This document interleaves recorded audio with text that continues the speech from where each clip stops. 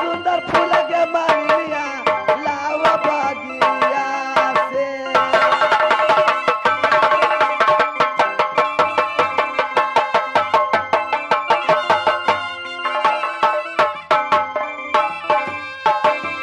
जावा के मालिनिया के बगिया में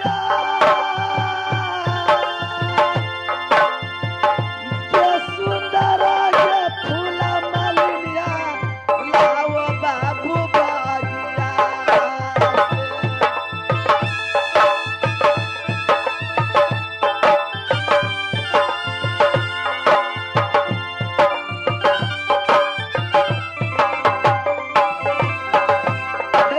जावा के मालिनिया के बगिया में जावा के मालिनिया के बाबू बगिया।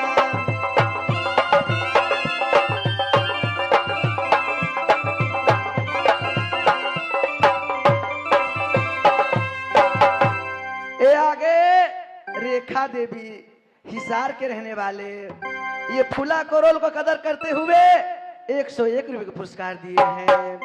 हे मां जगदम्बा, हे मां दुर्गा, हे मां कालिका, गे बेटा के यही जिंदगी गे मैया सातो बहनिया। बेटा के यही जिंदगी गे सातो गे बहनिया।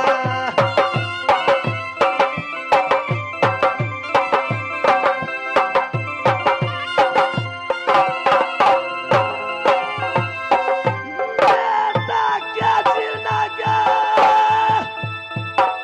गे मैया गे मरैया।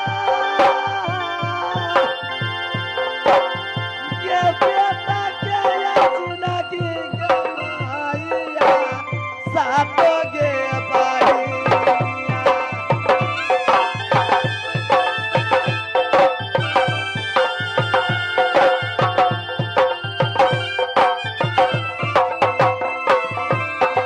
ए बेटा के ये जिंदगी गोसैया दिया यार।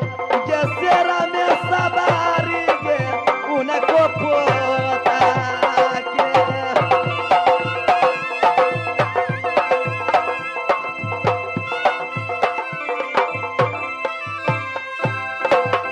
देखो मालिक, ठीक है बहन, तू रहेगी। मैं जानती हूँ एक फूल से ओजन प्रत्येक दिन होती है, इसलिए तब तक मैं जा रही हूँ। फूल लेकर के आऊंगी, तब तक स्नान ध्यान करके रहेगी। देखो मालिक, तुम लोग जाओ और देर मत लगाना। क्या जल्दी से आना क्या मालिन महला में या। जल्दी से यही मालिनिया फूल महलों में।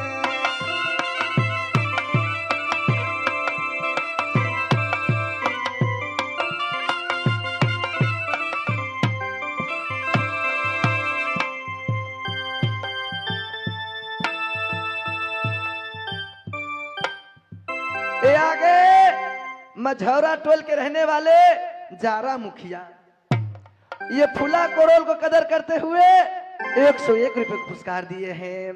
हे मां दुर्गा, हे मां कालिका, हे मां लक्ष्मी, के सेरा में सवारी गे मैया सातो बहनिया।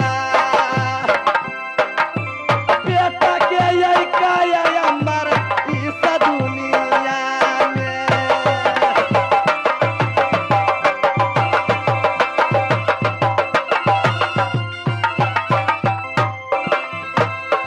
मैया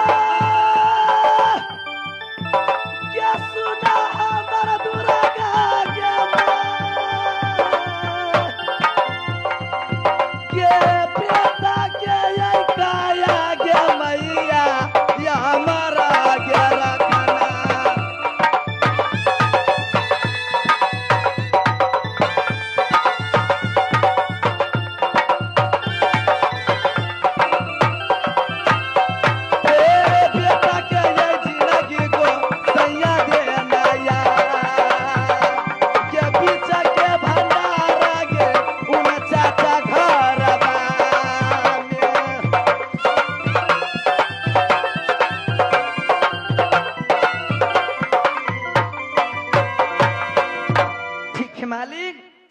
आओ। चलेगी वह ठीक ही बन चलो। जला दिसाया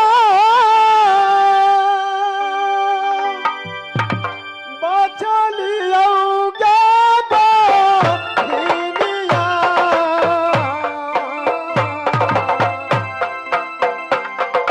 सुंदरा बाबा कैसा मगे बहिनिया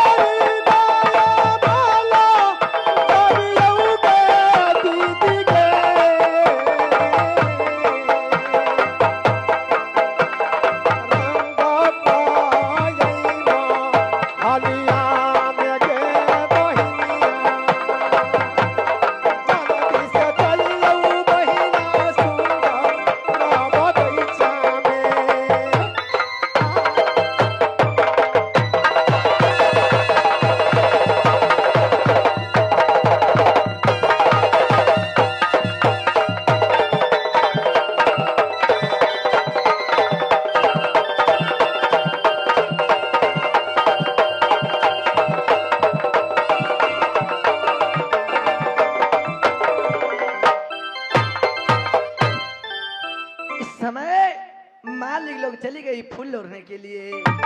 इस समय मैं जाकर अपनी महल में आराम करूंगी। गरहिया मजहिया क्या दीदी सब सुंदर मालिनिया के जखना सुंदर मालिनिया के दीदिया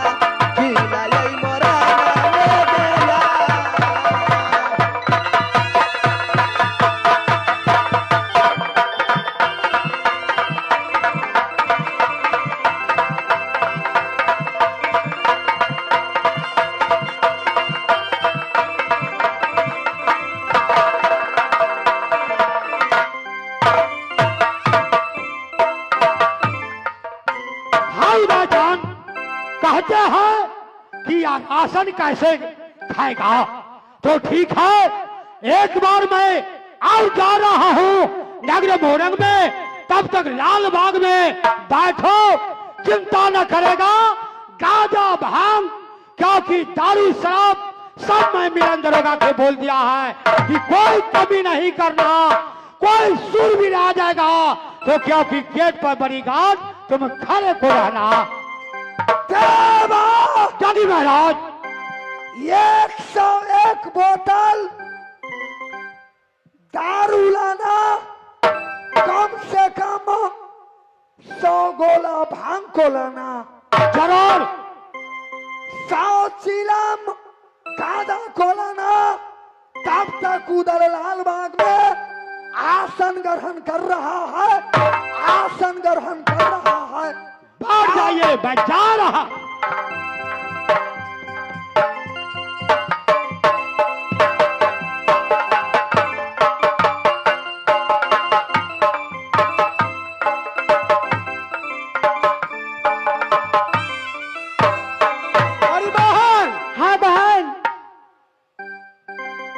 तुम गई है तो फाटक खुला छोड़ करके गई।